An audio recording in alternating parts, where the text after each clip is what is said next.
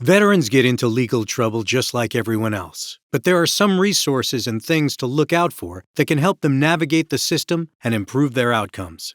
Veterans Treatment Courts are special courts designed to take into account the unique circumstances of veterans, when the crime involved may have had a direct association with unique traumas that led to self-medication by veterans, usually crimes related to PTSD, traumatic brain injury, and mental health.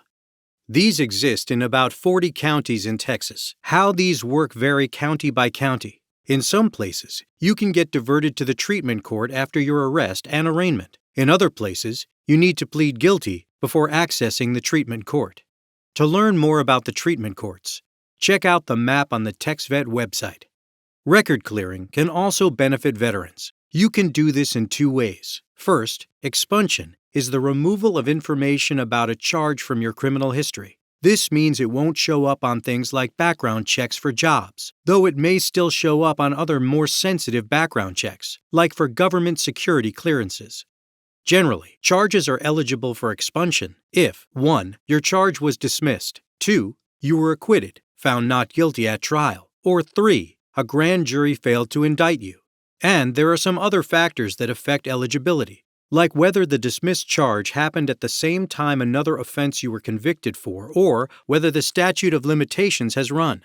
Second, non-disclosure is the sealing of a charge. This means that the charge technically stays on your record, but information about it will no longer be available to the public. After a successful non-disclosure, for most common purposes, such as employment or housing applications, you can legally deny the incident occurred, and the charge should not appear on a standard background check, but it still may appear when you're dealing with law enforcement or government agencies.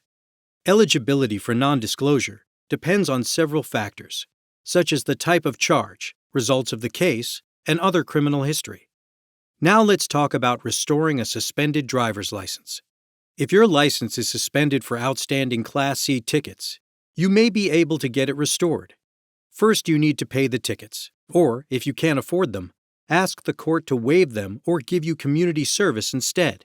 If your license is still suspended, you may qualify to apply for something called an occupational driver's license, a special restricted license that lets you drive a non-commercial vehicle for work, school, or to perform essential household duties. Expunction, non-disclosure, and driver's license laws are complex. For more information and support, head to the Texas Law Help website.